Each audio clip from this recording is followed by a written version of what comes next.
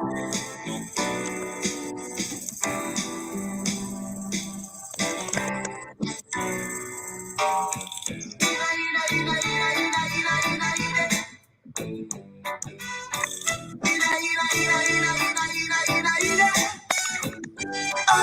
the earth is the Lord's and the fullness thereof man. Gave man his earth and they rewarded with violence. In these last days, lend ears to what I say. But in his ignorant state, signed and sealed is our fate. Doctrines. Hello, everyone, and welcome to another episode of Environmental Justice Now. My name is Cadet Gabre, and I am the organizing coordinator at Virginia Interfaith Power and Light. Before we get started today, I'd like to do a brief land acknowledgement. While we are on a video call and many of us are joining from different places, we want to remind ourselves that we are gathered today on the unceded land of the indigenous peoples.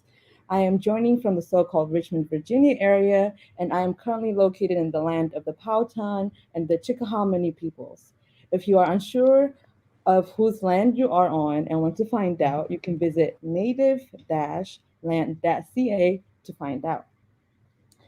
Today, we are happy to highlight a community from Pittsylvania County, Virginia. For those who don't know, Pittsylvania County is a rural county about 170 miles southwest of Richmond.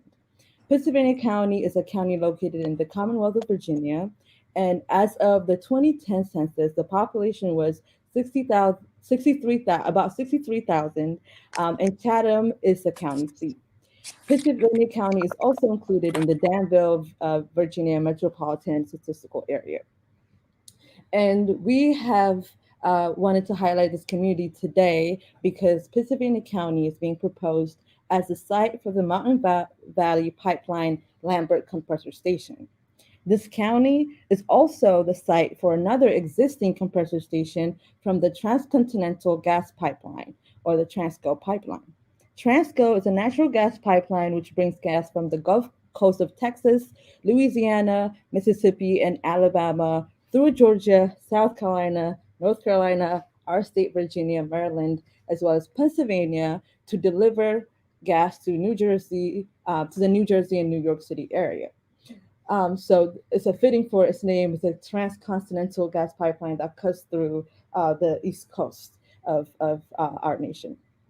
So in a community that's dealing with an existing Transco pipeline compressor station, they are now facing the proposed Mountain Valley Pipeline Lambert Compressor Station.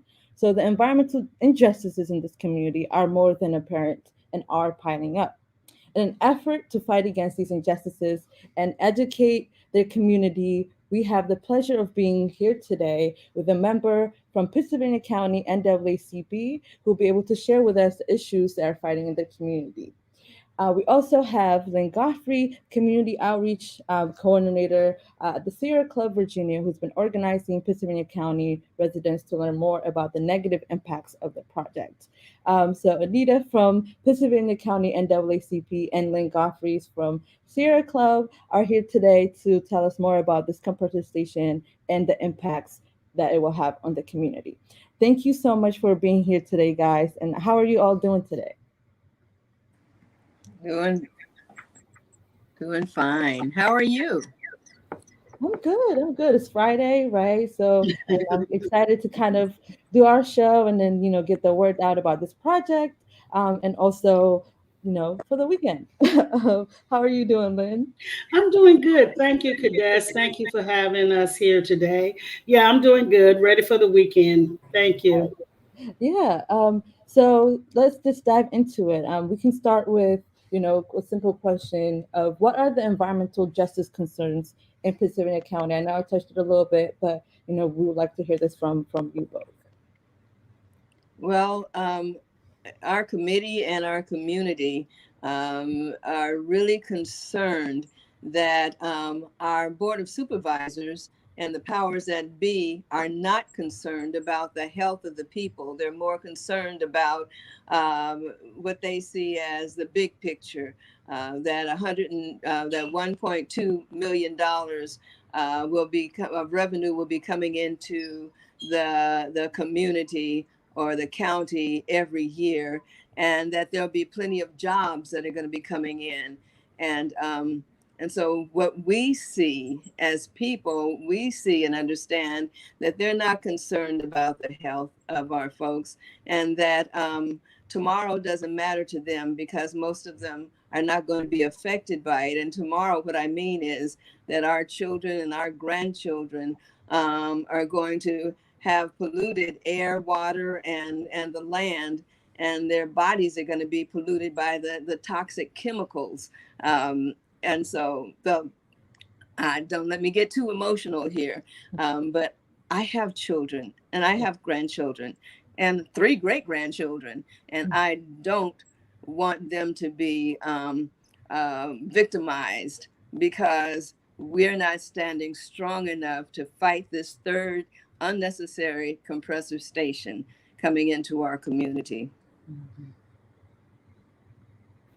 I stopped myself before you pushed the button to stop me.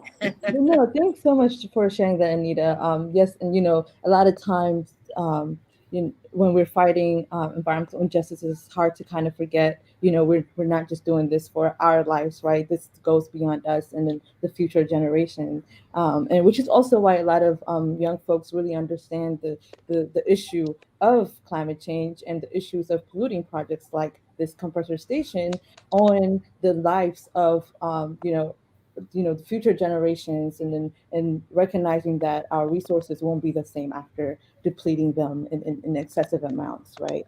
If I can say the injustice part comes to me from, I'm sorry, did I interrupt somebody? Did I interrupt you? No, the injustice comes that we know that they strategically put these pipelines through and compressor stations in communities of Black, Brown, the indigenous, under-resourced people, because they think that we don't have the resources to fight against and stop them. Mm-hmm. So that's where the NAACP, Pittsylvania County, we have written resolutions and letters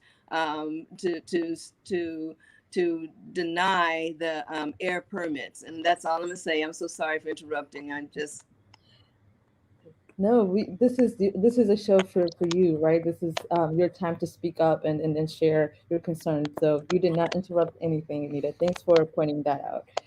And Lynn, do you want to add anything? Anita hit the hammer right on the nail. I mean, that's it. I mean, we have to look at how these fossil fuel infrastructure developments, such as the Mountain Valley Pipeline proposed compressor station in the neighborhood where she lives, is going to impact not only this current generation, but the future generations. I mean, these pipelines can be in operation. They're looking at 20 to 30 years, and they pollute the air with pollution. They're disproportionately placed in neighborhoods that are people of color. And in this case, African-American neighborhood. We see environmental injustice all over the country. There's a new outbreak in one of the cities or towns in Michigan now with a water poisoning, with lead poisoning, and they cannot drink the water. The government has known about it for 3 years. And I just want to do a little bit of grounding for the audience so we can have, hopefully, understand that the meaning of what the definition of environmental justice is. And the EPA has coined the definition that has been used throughout the industry and practice with environmental activism as the concept that no one population or community of people should disproportionately bear the burden of environmental impact risks associated with the development, implementation, and enforcement of environmental laws, regulations, and policies derived from the build-out of various energy or transportation infrastructures. And to accomplish this, the meaningful involvement of all people impacted is required at each stage of the development. And that's where we are with the Department of Environmental Quality here in Virginia. And in this case, the State Air Pollution Control Board.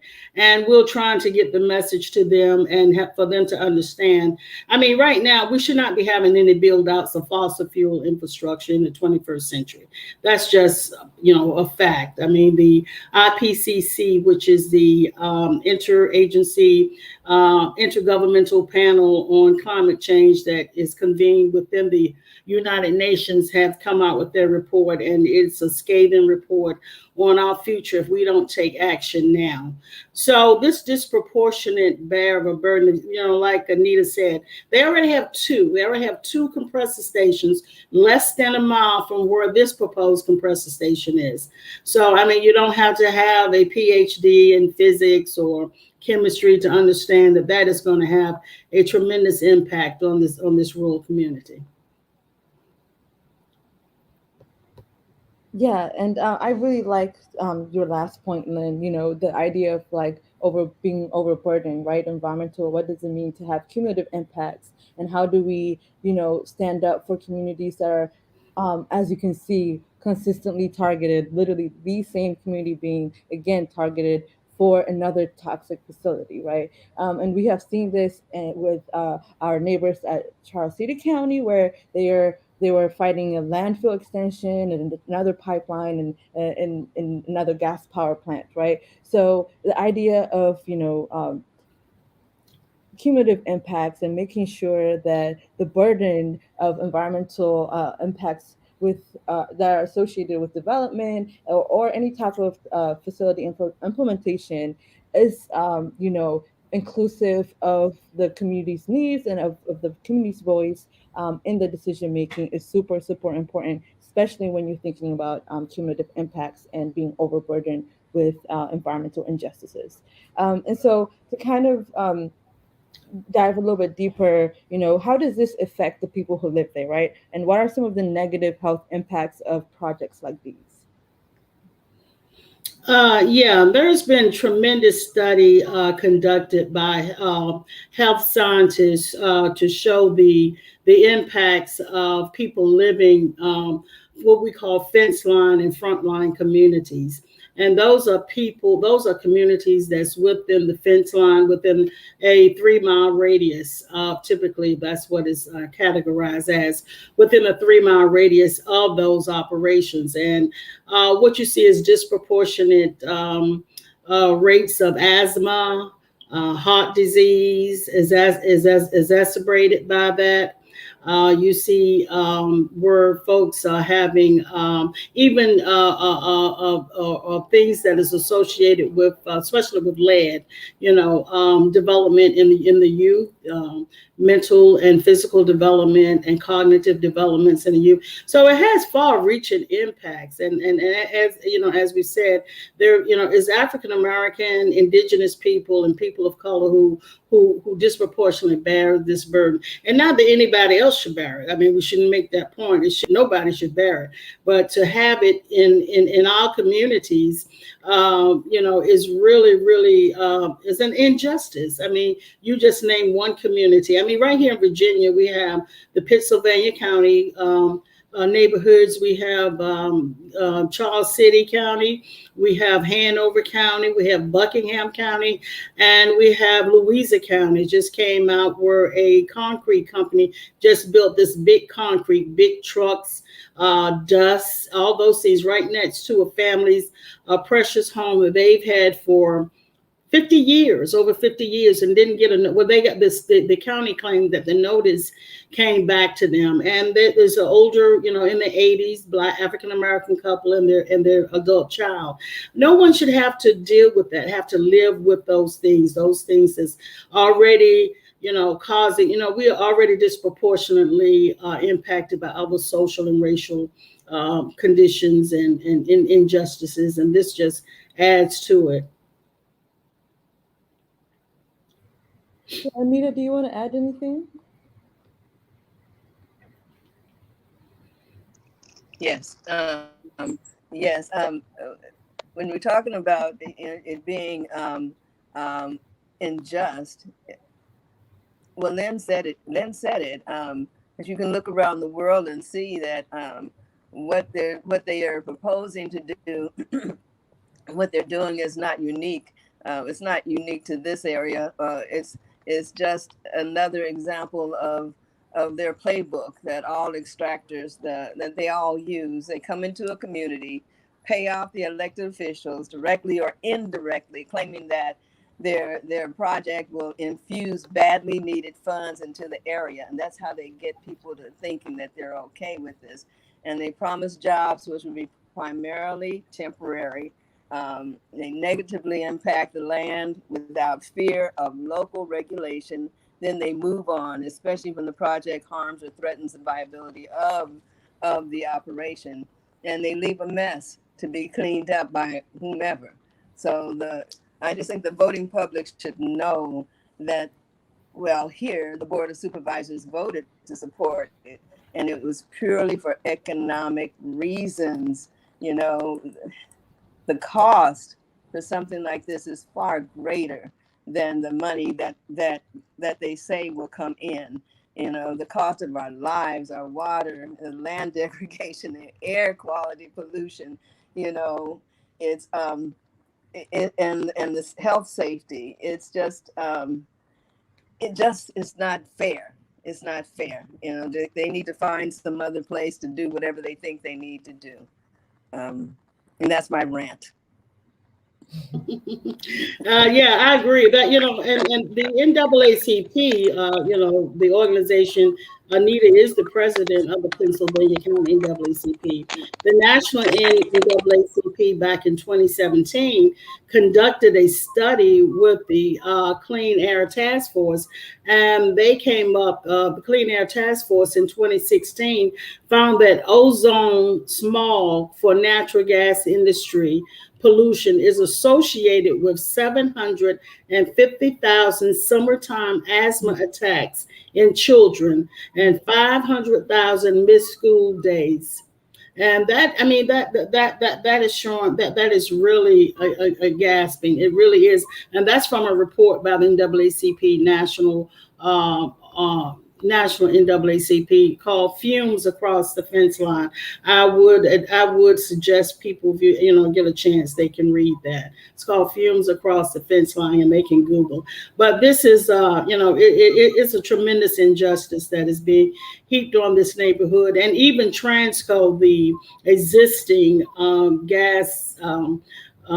Company there is stating that this gas line is not needed, that they provide enough supply for the region. And that's, people need to understand, this gas line is not needed. People in Pittsylvania County, not only Pennsylvania County, people in all of Virginia will not benefit from this gas line. This is a massive transmission gas line with a 42-inch diameter pipeline where they're going to be pushing high pressure frac gas from West Virginia, from the Marcellus shales from West Virginia through Virginia. And this compressor station, this is one compressor station that they have in Pennsylvania, and they want to get that gas down to North Carolina. Where it goes from there, we don't know. They're trying to paint the picture that, that if there is a supply need, but that has been established by the industry. There is no supply need for this gas pipeline. It is speculative that they will probably, it'll go offshore in some fashion,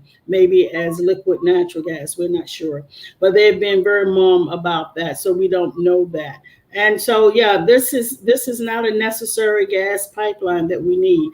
And that's one of the reasons why the Sierra Club has collaborated with the NAACP to provide our platform and resources to assist with, with that community, as well as with the whole Mountain Valley Pipeline, opposition to the whole pipeline, which is a 303-mile pipeline from West Virginia all the way down to North Carolina. And it's a very dangerous pipeline. It is being built on mountain slopes.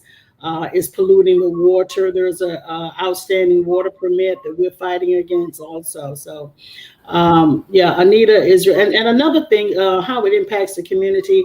The Andersons, there is a African American and indigenous couple, Anderson and Elizabeth Jones, who lives on an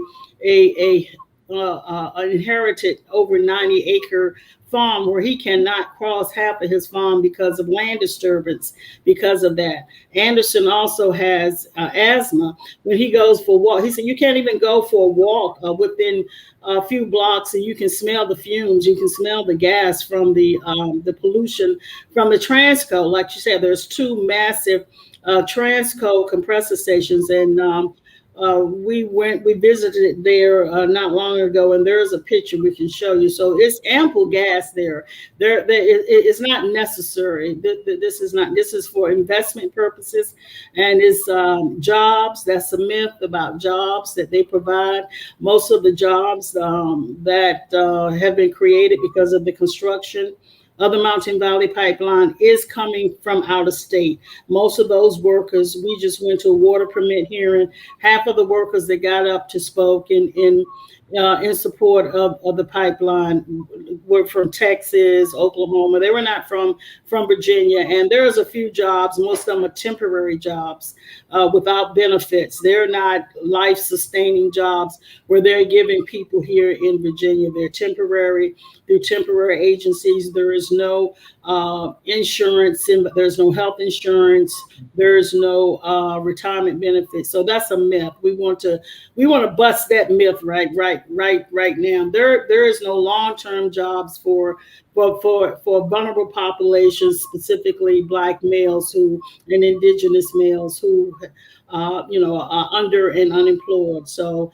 that is not our way. We don't want to support a poisonous project just to gain short-term gain. Exactly. I really like that point, Lynn. The idea that we have to exchange our health and our public health for this kind of economic development is not an option that is given to every community, right? It's usually an option given to community like Pittsylvania County, majority African American communities, like as well as low-income communities and under-resourced communities, like Anita was mentioning. Because of the dire need for jobs and then economic development, it's thought that these communities will accept whatever project they've given, and even if that means that's a project that will be detrimental to their public health, right? And talking about how it affects community lives and the story of the Joneses, the idea of asthma, for the second year in a row, Richmond, Virginia has been named the asthma capital in the research and ranking by the Asthma and Allergy Foundation of America. And Virginia has been ranked eighth as overall in the nation, being one of the top 10 asthma capitals, right? So when you're thinking about what does this mean for our air quality, how do projects like these impact our air quality and our water quality, they are directly linked to multiple projects, multiple polluting projects in Virginia are directly related to how we're seen and we're being labeled as asthma capitals, right?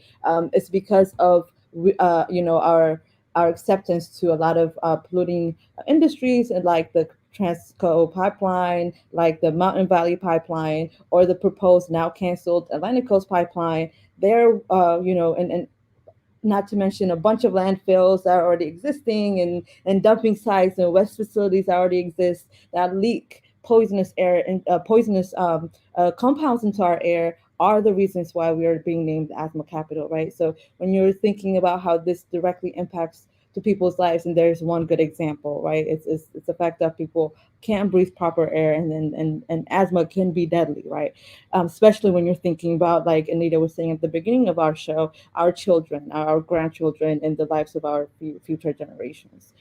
We want our kids to be able to go out and enjoy the air that we are enjoying, the crisp, nice, cool air of rural Virginia, and the waterfalls and the pretty lakes that we have. We want to preserve them for future generations, and projects like these directly threaten that future, right? And so, and thank you for sharing that, and also highlighting this idea about jobs and public health. And to kind of wrap up our discussion, so what do you think are the next steps for the county? How what can we do to help, and how can people show up for Pittsylvania County?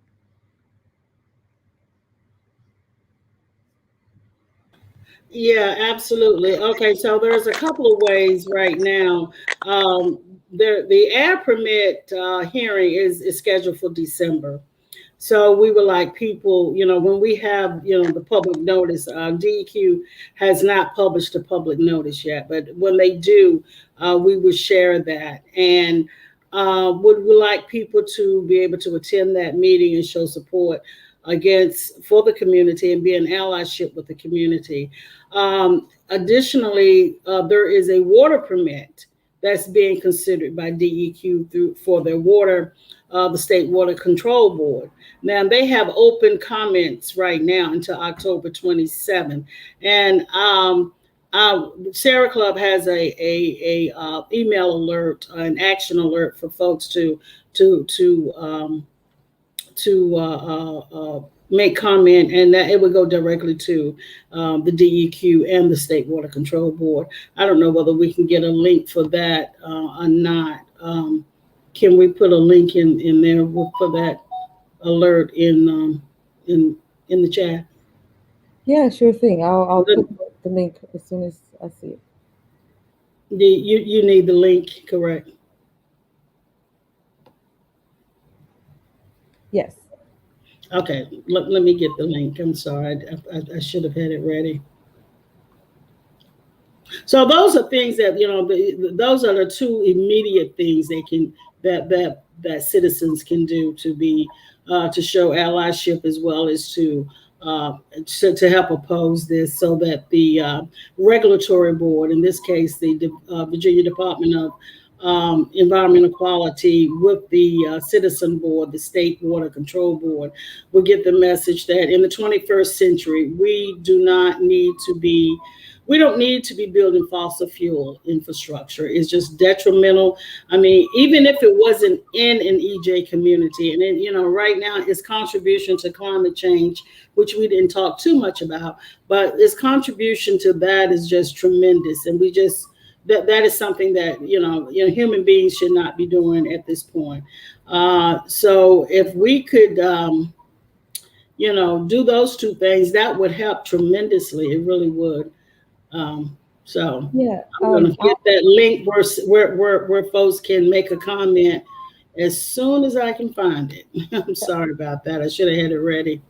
No worries. I have found the link, and I put it in our comments. So feel free to click on that link and support. We have so far, the Sierra Club has 387 signatures, and we need about 426 to reach the total goal. So we're short about less than 100. So please comment. The comments are usually already pre-written, and please support the community and uplift uplift the need to deny the water permit. And we'll also share with you our efforts to kind of stop the air permit from the air board. And we, like Lynn said, we're still waiting for the announcements.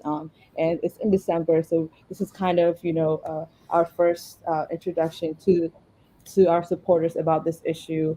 So we would love for you all to be tuned in and join our e-news to learn more about the issues that will be highlighting in Pittsylvania County in relation to the air permit. And Anita, if you have anything you want to add about how folks can tune in and support you all, that would be great.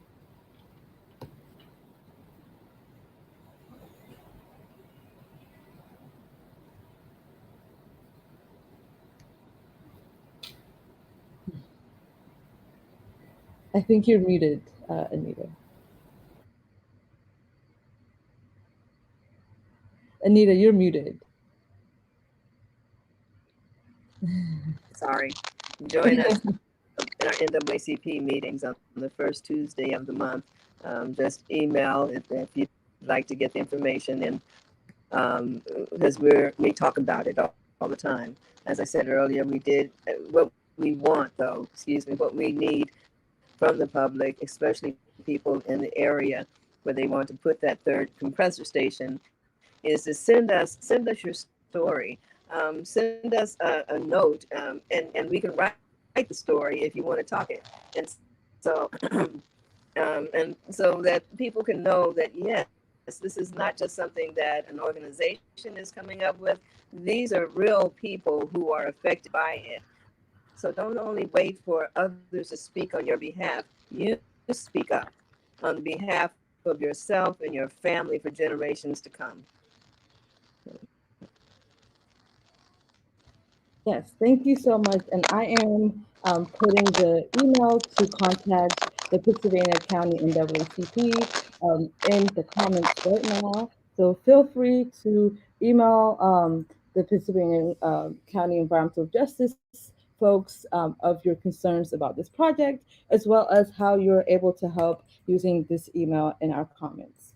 Um, and yeah, and please stay in touch. And I believe, the NAACP Pennsylvania folks also have a Facebook page, and I am going to put that link in the chat as well, in the comments as well. So feel free to go check out their page and look at the efforts that have already been done, and make sure that you're tuned into all the other efforts that will come out of, the NAACP to stop this air permit.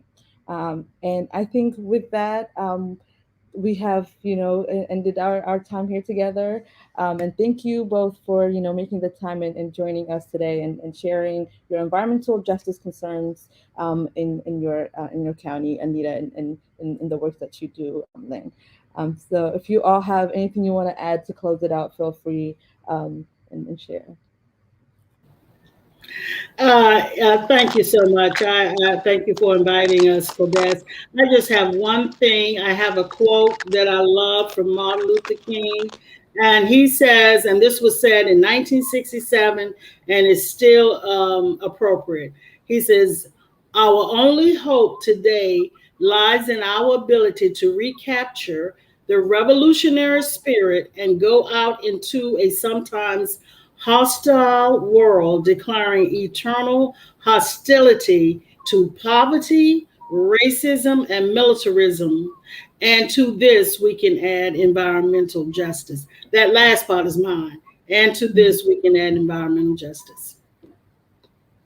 Thank you so much for that, Lynn. And that definitely does set the tone for all the work that we do, and all the work that has been done since the 60s.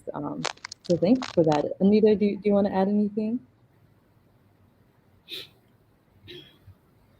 You're muted.